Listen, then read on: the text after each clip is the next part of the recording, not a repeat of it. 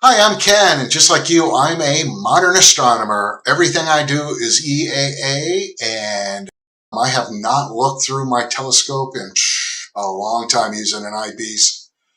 Recently, I found out that I was out of culmination, both in the camera in its native mode and in its hyperstar.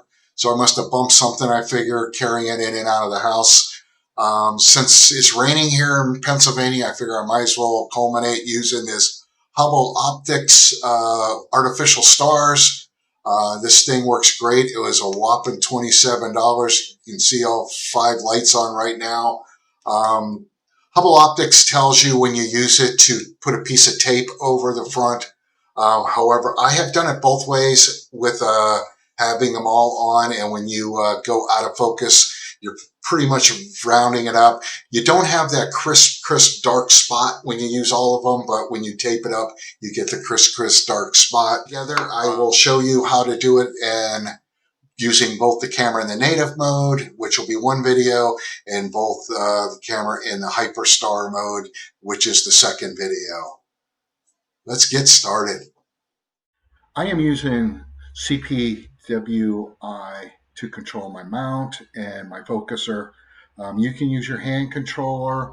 You could use the Celestron app on your phone. You could use Mina. You could use whatever you want to control your mount and your focuser. This part is totally up to you. I have a focuser attached to my SCT, so there's no way that I can manually do it, or else I would just manually do this. The key thing, though, however you're doing it, is make sure you disable tracking. Okay, in CPWI, it's under telescopes. If you're using SharpCap or Nina, you have the same option to be able to do that. And if you're using a hand controller, you just have to go through all the menus till you find where you disable tracking. But if you leave tracking on, what's going to happen is you'll see the mount moving, or the star, it'll appear that the star is moving, but really the mount's moving. And since the star's stationary, or the fake star is stationary, obviously that's not going to work in this situation. All right, so I have already have it all defocused. As you can see, I am not bad at all. SharpCap does have a tool that I've never tried, called Culmination. It's experimental.